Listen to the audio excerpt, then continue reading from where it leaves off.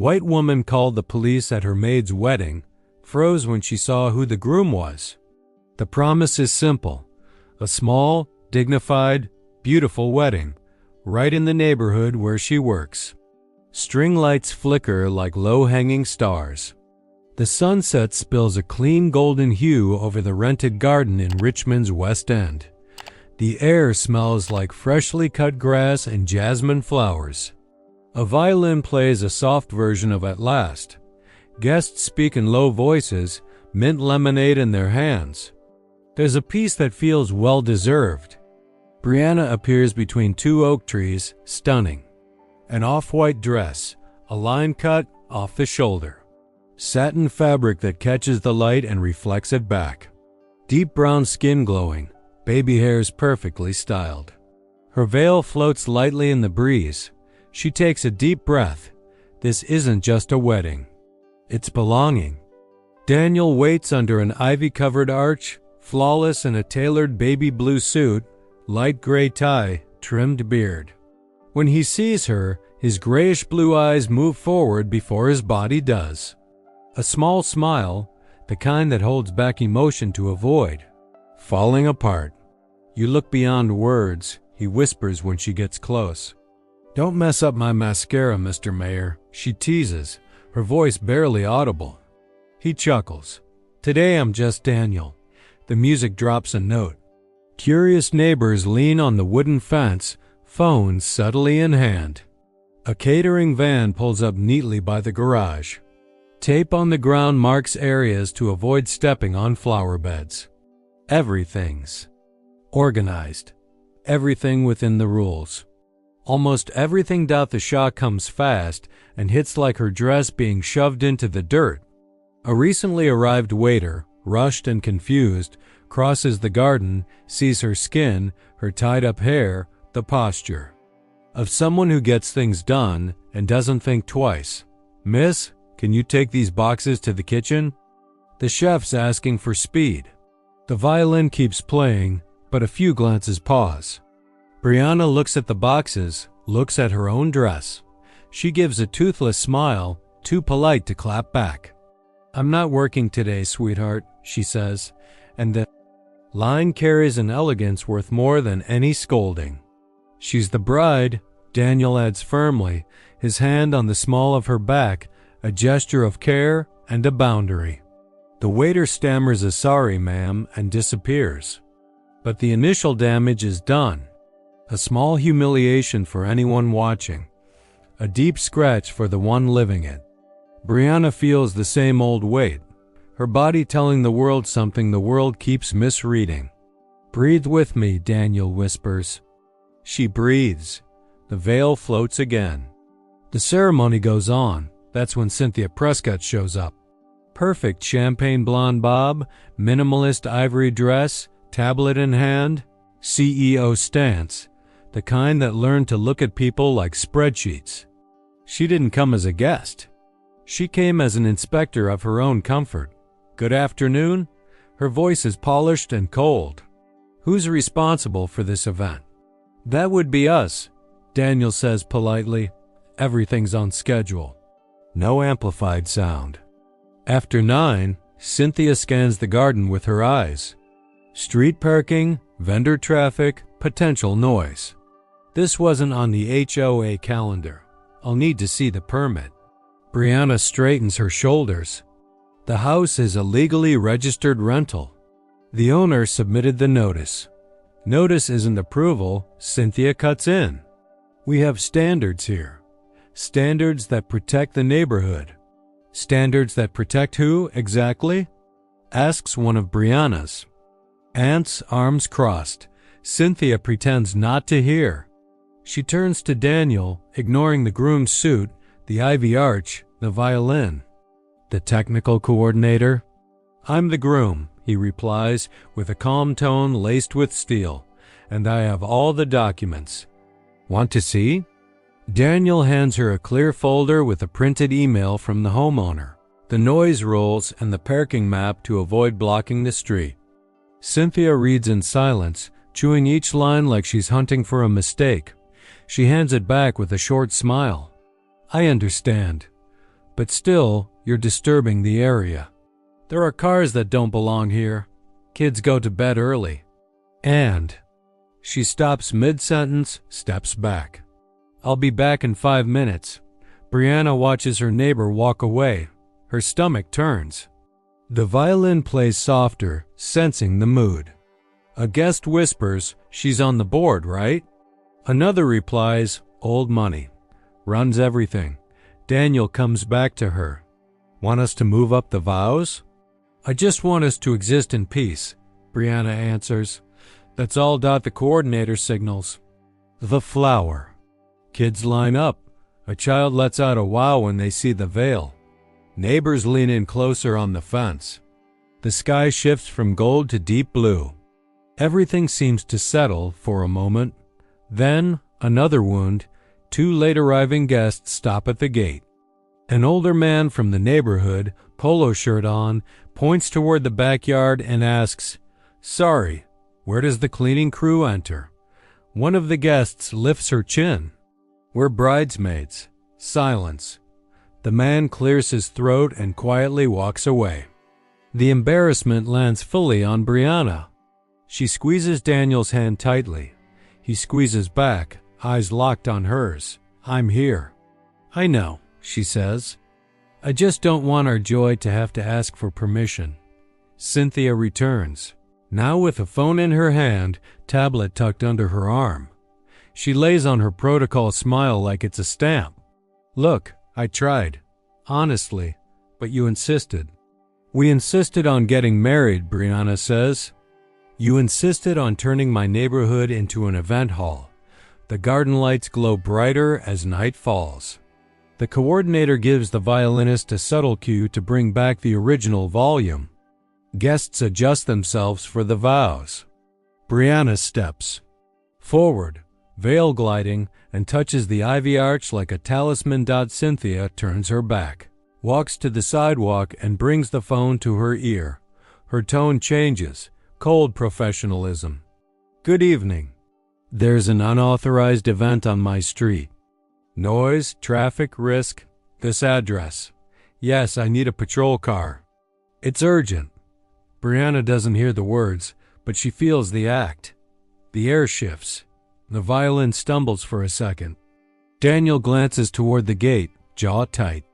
The distant sound of tires on asphalt arrives before any siren. The neighbors by the fence go shh, as if silence could hide the scene beginning to unfold. The coordinator takes a deep breath. Shall we proceed with the vows? She asks sweetly. In the reflection on the kitchen door glass, a blue light, cold, intermittent, flashes against the wood. 2 red flashes join in, blinking on the outer wall as if the neighborhood is blinking back. The violin goes silent. Brianna lifts her face, steady. Daniel inhales, ready to speak. Now I want to know, where are you watching this story from? Drop a comment. I love seeing how far our stories travel. And if you enjoy emotional love stories, go ahead and subscribe to the channel. That way you can follow all the next ones and help the channel grow and bring even more content your way. The perfect night quivers in the fold of a second. The lights remain beautiful. The love untouched. But someone out there decided that belonging needs authorization. There's an unauthorized event on my street. Noise, traffic, risk. I need a patrol car. Cynthia speaks on the phone with the calm of someone born to be in charge. Phone pressed to her ear, tablet under her arm, expensive perfume leaving a trail of citrus and amber. The sunset has already turned deep blue. The garden glows with string lights. The violin tries to carry it last, but loses some strength when the neighbor adds, it's a ceremony with vendors moving around. It's not on the HOA calendar. Section 4.2, Non-Residential Use. Yes, this is the non-emergency line, but please hurry. Brianna senses the blow without hearing the conversation. Her chest tightens, hands cold, despite the Virginia summer. The off-white dress feels a bit heavier on her shoulders. They're calling the police, aren't they? She whispers to Daniel, never breaking eye contact. Look at me, he says, voice deep and low. Breathe with me. We're in the right. The planner. Sharon notices the shift in mood and gives a discreet signal. The violinist lowers the volume. The guests' conversations shrink. A hum of tension replaces the music. On the fence, 3 neighbors lean in, uneasy eyes, phones held at chest level like talismans. The scent of citronella mixes with jasmine as the wind gently stirs Brianna's veil. By the garage, a catering truck with a licensed and insured sticker takes up 2 spaces. The driver, a man in his 40s wearing a black cap and holding a clipboard, asks in a low voice, "Should I move the truck away from the front?" "Not now, please," Sharon replies. "Leave everything as planned." Cynthia ends the call with a "Thank you, I'll wait." She turns to Brianna and Daniel with a rehearsed smile. "You understand I tried to mediate, but the rules exist for a reason. Rules exist to guarantee peace, not humiliation," Brianna says, controlling her voice. "Peace requires order," Cynthia retorts, adjusting her blonde bob with her fingertips. "And order requires respect for the rules. It's simple."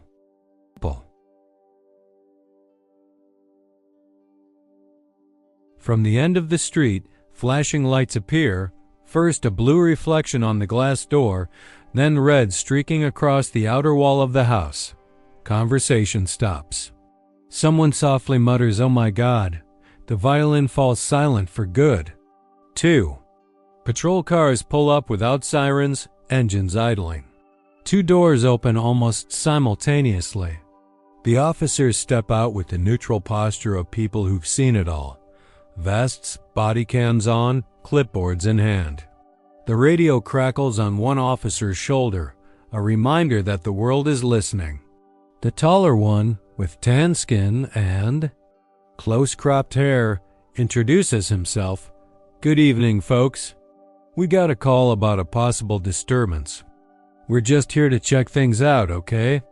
"Officers, thank you for coming," Cynthia says, stepping forward, her voice taking on a cold formality. "I'm on the HOA board. We've had reports of noise and traffic." The officer raises a hand in practiced courtesy. "Understood, ma'am. First, we'll speak with the organizers, okay?" Sharon approaches with the clipboard, hand steady. "I'm the event planner. Wedding event, 50 guests. No amplified sound after 9. Acoustic violin. Parking directed to avoid blocking the street. We have authorization from the property owner. Perfect. May I see the paperwork?" While one officer checks documents with Sharon, the other crosses the garden like he's walking through a museum. Slow, respectful, but alert. He approaches a young waiter carrying trays of hors d'oeuvres.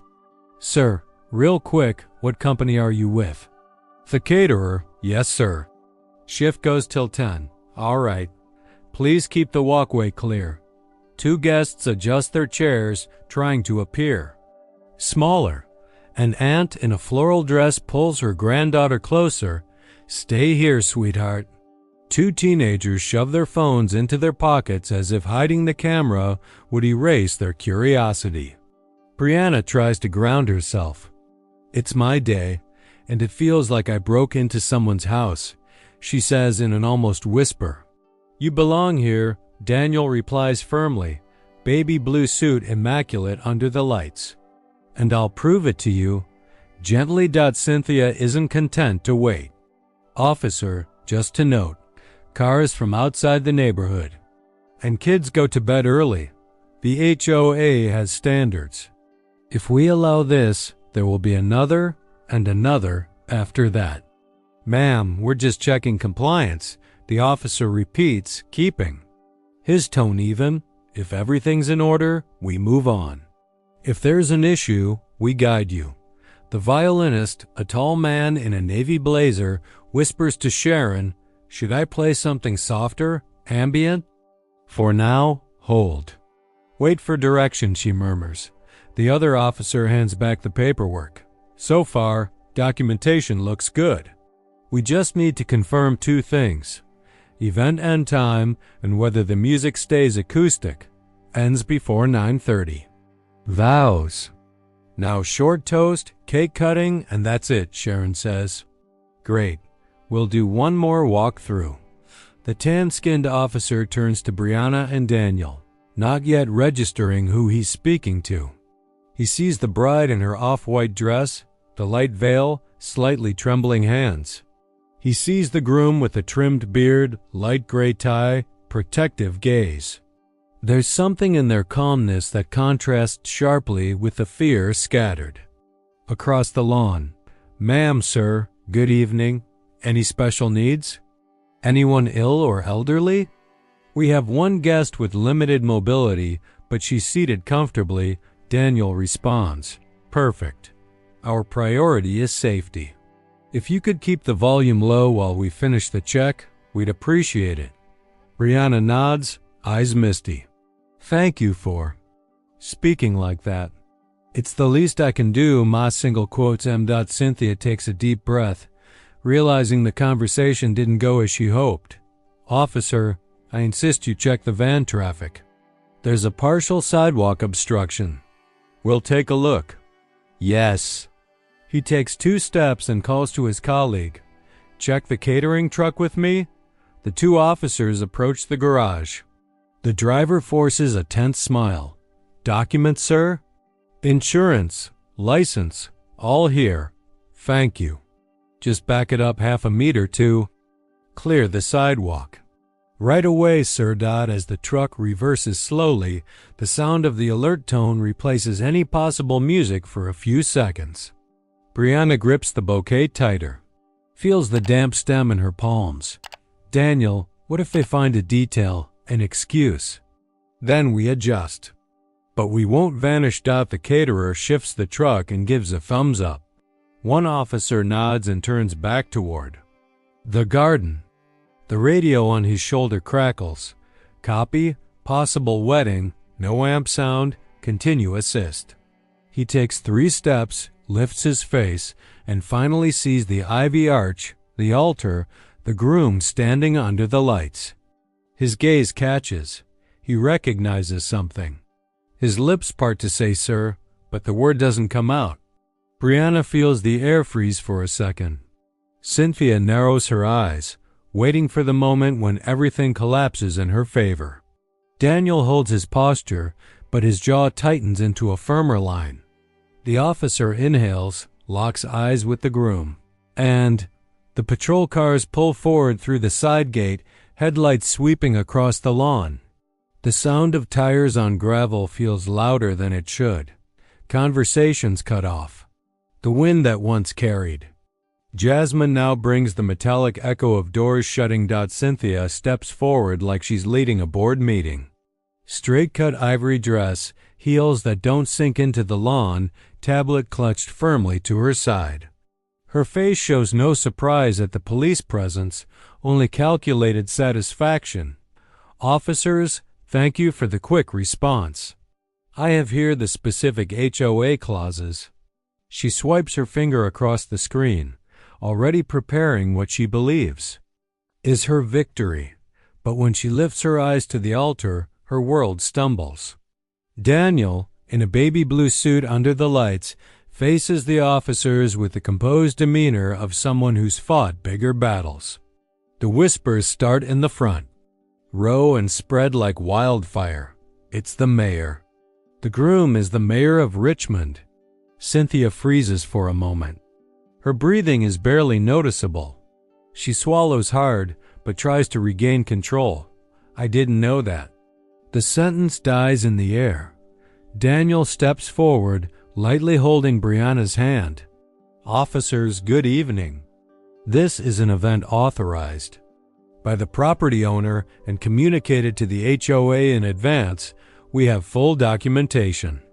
I only ask that you conduct the check with respect toward our guests. His voice is firm but never raised. The taller officer, still processing the revelation, accepts the folder Daniel offers. Inside, printed copies, the authorization email, the HOA protocol, parking map, and the ceremony schedule. The paper has well-worn folds, a sign of preparation. Mr. Mercer, the officer begins, now recognizing him. He stops mid-sentence, perhaps, realizing this is not the time for political formality. The paperwork is in order. We just need to confirm a few operational points. Daniel keeps his tone steady. Of course, check every detail. I'm not above the rules. I just expect that no one here be above respect. Brianna watches, fingers pressing into her bouquet. The guests lean forward in their chairs, trying to listen.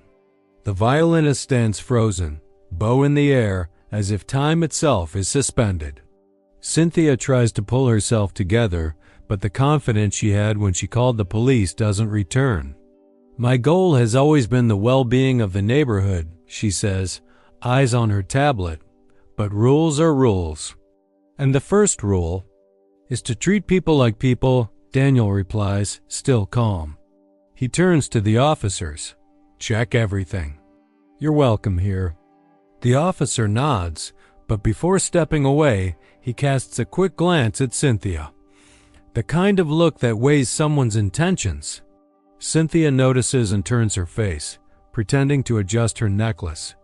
A cooler breeze passes through the garden. The string lights flicker. Brianna breathes, feeling a faint relief, but something tells her it's not over. The whispers continue. At the gate, more onlookers gather, and a cell phone flash cuts through the dusk. The ceremony isn't frozen, but it stands at the edge of a new turning point. A sharp click from a phone breaks the air. Outside the fence, a neighbor in a gray hoodie lifts his arm, recording everything. The officers on the lawn, Cynthia standing with her tablet, Daniel at the altar in his baby blue suit, and Brianna, motionless, as if trying not to breathe. He adjusts the framing, zooms in, and the reflection of the string lights gleams on the lens. In under 20 minutes, the video is already on X and TikTok with a bold caption. Neighbor calls cops on maid's wedding. The anonymous poster soundtrack, a dramatic suspense remix. The edit is quick, showing only the moment Cynthia speaks. To the officers, no context, just enough to fuel outrage in the comments. One of the bridesmaids gets a notification. She hesitates, then shows Brianna. Girl, you need to see this. Brianna takes the phone, her face reflected in the screen. The comments scroll like blades. She should have married in her own community, trying to get attention from a politician. This is social theater. She's using the mayor. Her stomach turns. Her hand clenches the bouquet until the stem nearly snaps. Don't look at that, Brie, the bridesmaid says, trying to close the video. It's about me. And they're talking like I'm an intruder in my own life, she replies, her voice blending pain and disbelief.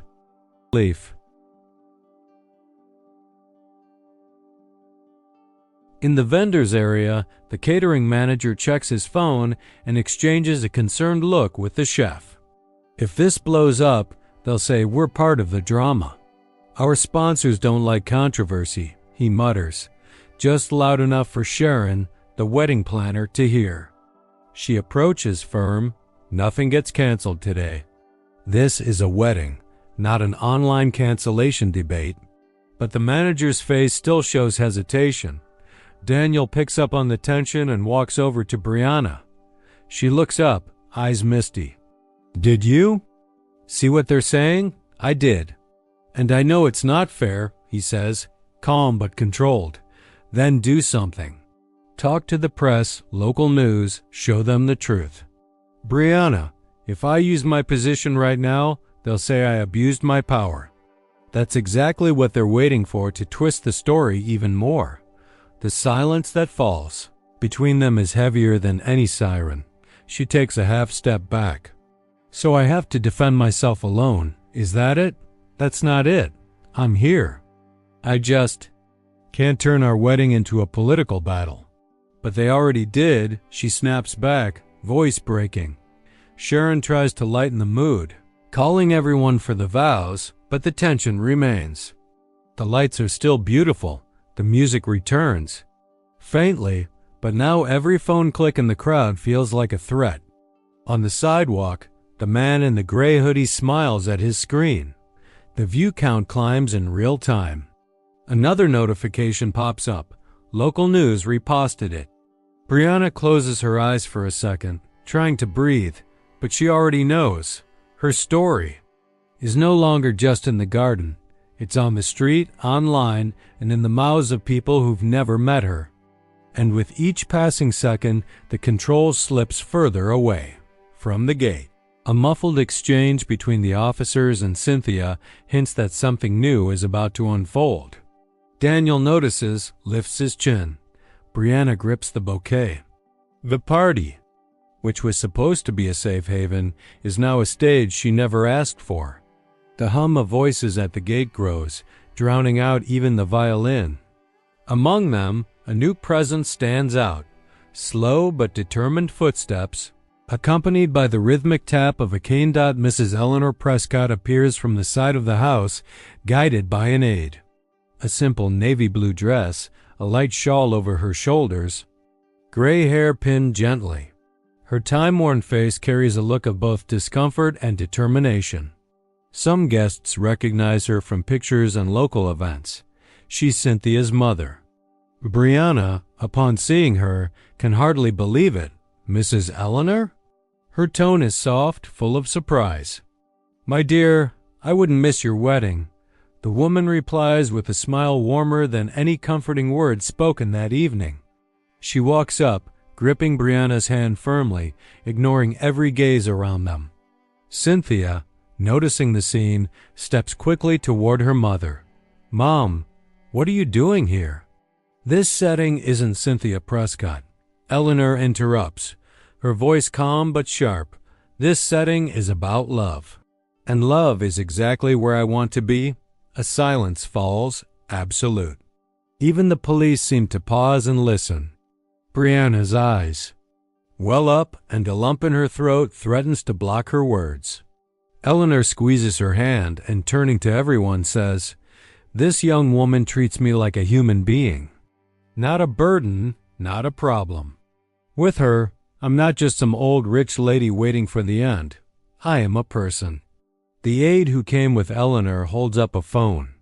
She asked me to record a statement, and I already posted it. In seconds, the video is spreading across social media. Mrs. Prescott, voice trembling, looking into the camera and saying, You talk about this woman like she's just a maid. To me, she's family. Because of her, my days are lighter. She doesn't deserve humiliation. She deserves to be celebrated. The post blows up on X and TikTok. But now the soundtrack isn't suspense, it's raw emotion. The caption changes.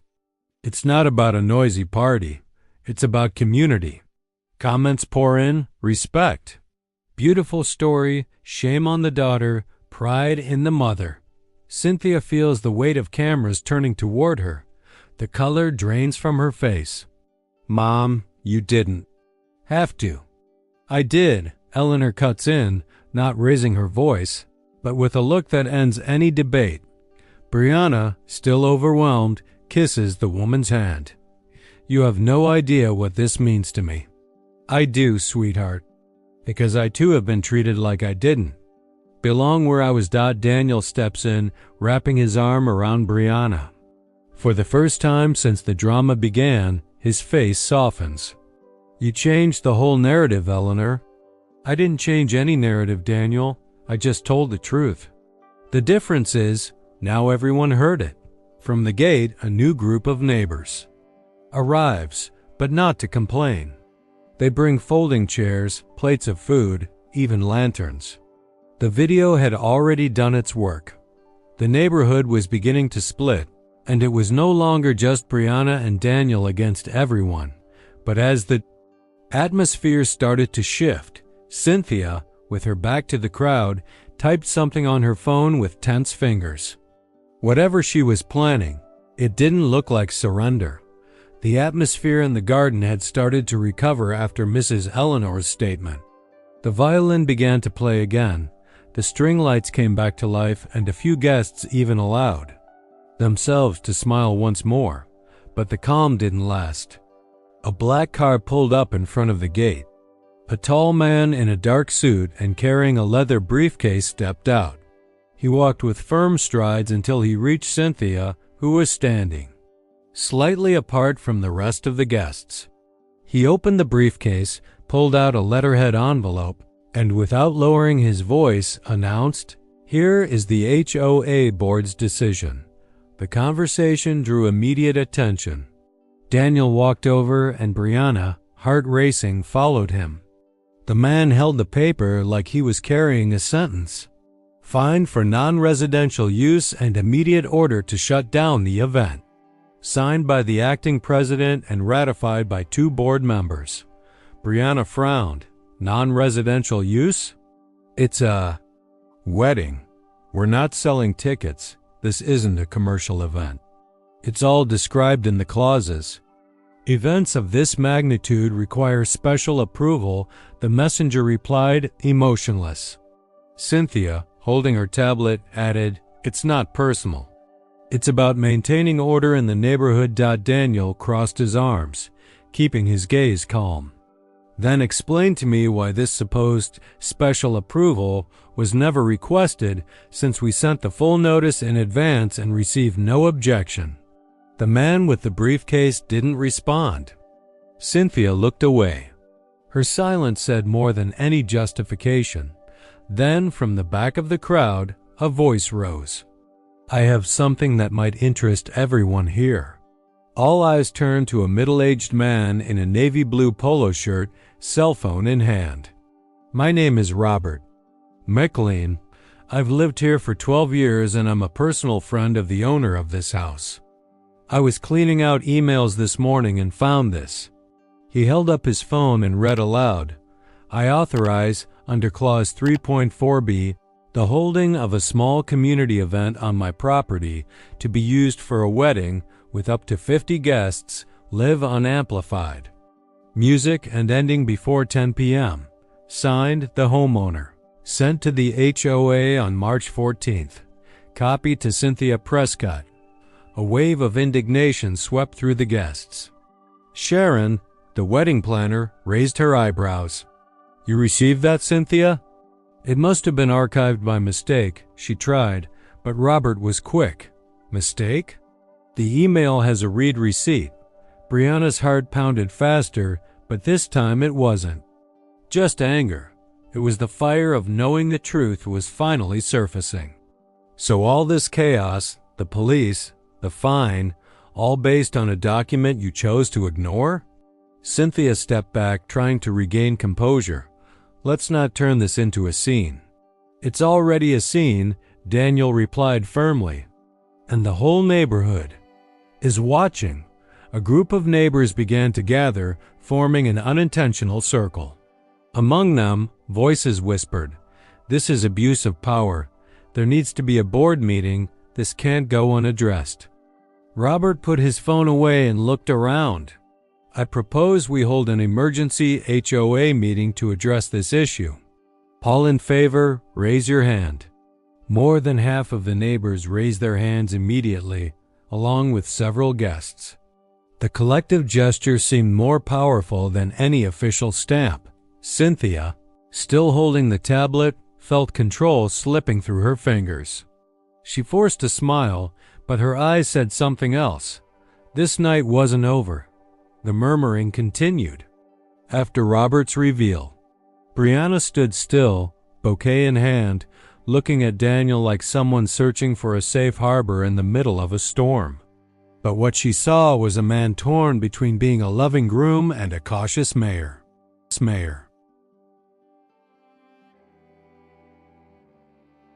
She stepped toward him, voice low but full of strength. "My love can't depend on your position." Daniel held her gaze.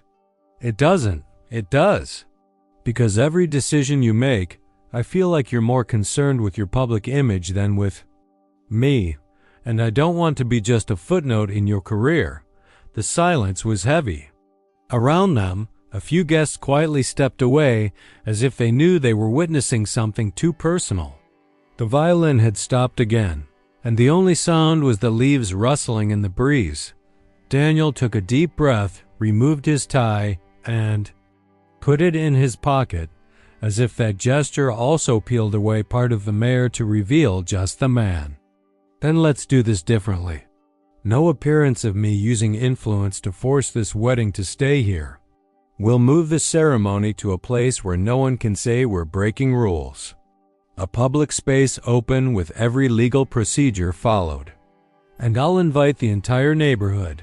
Brianna frowned. Invite the neighborhood? You want to turn this into a public event? No, I want to turn it into a gesture of reconciliation. Not to humiliate anyone, not Cynthia, not the HOA, but to show that we belong wherever we choose to be. And I want it to be in daylight, in front of everyone, fully by the book. She hesitated. And what if no one shows up? What if it's just another excuse for them to laugh at us? Then let them laugh. But they'll be laughing at two people who didn't hide, who didn't let love be crushed by twisted rules. Daniel picked up his phone and called someone with a firm, calm voice on the other end. Karen, I need you to come here. As a community mediator, it's important that you lead a quick meeting. Yes, today. It's going to be historic. Then he called over one of the officers still at the gate. I'd like to make a request. We're moving the ceremony to the Civic Plaza. I'd like the police present, not to disperse anyone, but to ensure safety and respect.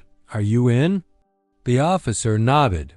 If it's open, peaceful, and within regulations, we'll be there.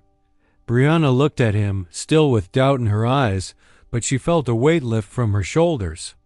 Do you really think this could change anything? Daniel stepped closer, placing his hand gently on her face. If it doesn't change the neighborhood, at least it'll prove to both of us that we don't need walls to protect us. What we have is bigger than that. The distant sound of message notifications started growing again. Sharon, the planner, ran up to them with her screen facing out. Look, they're already saying there's going to be a public wedding by the mayor. It's spreading. Brianna took a deep breath.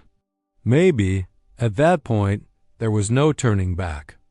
The buzz around the public wedding had barely started when a new video began popping up on people's phones.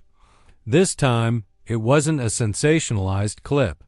It was the full recording, unedited, filmed by a teenager from the next street over. The video showed Cynthia standing with her arms crossed, speaking to the officers before they entered the garden. The camera shook slightly, but the audio was crystal clear. We have a standard in this neighborhood, and we can't allow people who attract trouble. Today it's this. Tomorrow it could be worse. The sentence echoed online like a punch. There was no twisting it, no taking it out of context. The footage showed her posture, her calculated tone, and in the background, the soft sound of the violin and distant laughter from guests who had nothing to do with any so-called trouble. In the HOA's private group, the discussion exploded. One board member wrote, "This doesn't represent our community." Another replied, "If she acted like this here, how many times has she done it before?" Within a few hours, 3 board members officially requested an audit of internal conduct. Meanwhile, across town, an email began circulating among clients of the Prescott Logistics and Real Estate Company. We are aware of the statements made by Ms. Cynthia Prescott and will be reviewing our contracts in light of these events. Sponsors who once displayed their logos at the company's events began to reconsider future partnerships. On the sidewalk, Cynthia read her phone with an expressionless face, but her hand trembled slightly. Around her, there were no more knowing glances, only silent observers. Robert, the neighbor who had exposed the ignored authorization, walked past her without saying a word, but with a look that needed no explanation. Brianna, just a few feet. Away noticed that for the first time, Cynthia had no microphone, no tablet, and no boardroom to uphold her authority. She was exposed to the raw sound of her own voice, recorded by someone who didn't want to silence her, but to show her unfiltered. Daniel came closer and spoke quietly, just for Brianna. Now she's going to feel what it's like to be truly heard. Brianna kept her eyes fixed on Cynthia, who was breathing deeply, as if trying to swallow something bitter. The difference is, this time, it wasn't us who exposed her. It was the neighborhood itself. Cynthia looked around, searching for support, but found only the cold reflection of another neighbor's phone screen recording her reaction. It was a heavy silence, different from the earlier tension. It wasn't the pause before an attack, it was the emptiness that follows when trust is broken. The wind carried the distant sound of people arriving at the Civic Plaza for the relocated wedding. And in that moment, Cynthia realized that for the first time, she wouldn't control the stage. The sun began to set behind Richmond's historic buildings, painting the Civic Plaza in shades of orange and pink. The air smelled of fresh flowers arrangements, donated by a local florist. Simple tables were decorated with white cloths and makeshift vases. A group of musicians, volunteers from the local music school, tuned their instruments. In the corner, a bakery had brought a 3-tier cake decorated with sugar roses. Neighbors arrived little by little, carrying folding chairs, lanterns, and even blankets for when the night breeze came. There was no luxury, but something far more valuable. The feeling that the moment belonged to everyone.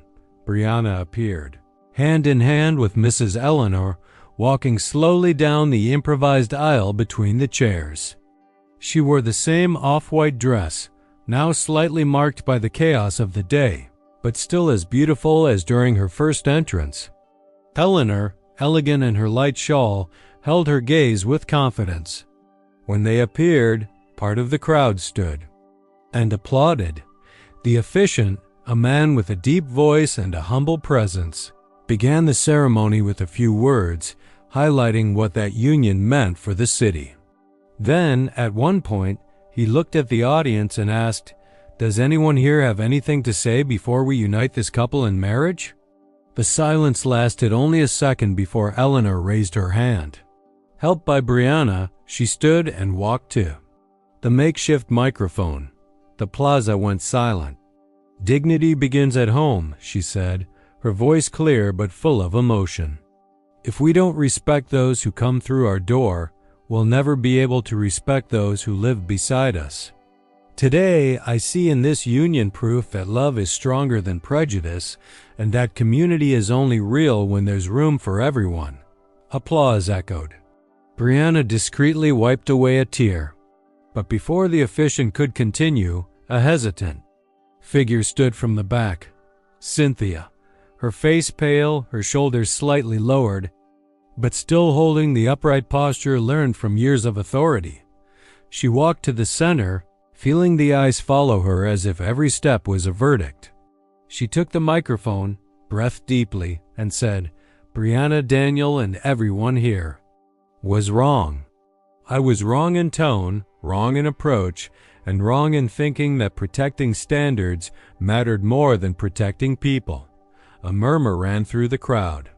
Cynthia continued, "I want to apologize in front of everyone. And to make sure these words aren't empty, today I'm announcing the creation of a community fund for the training of caregivers and domestic workers in Brianna Hayes' name. This fund will be permanent and will serve to educate, value, and create opportunities for those who hold our homes together invisibly." Brianna took a deep breath before replying, "I'll only accept if the fund is managed with neighborhood governance by a board that represents everyone, not just one family or one company." Cynthia nodded, visibly relieved not to be rejected. "It will be." The officiant smiled slightly and resumed, "Then let's continue."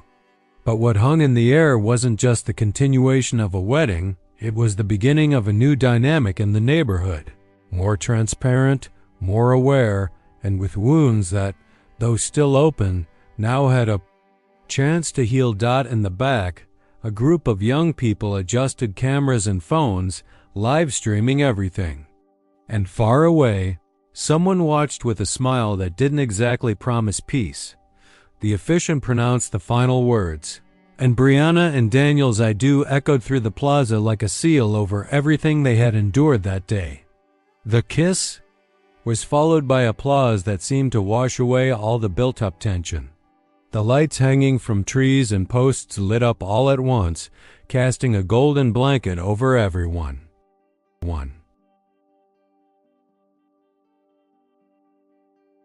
The musicians began a gentle waltz.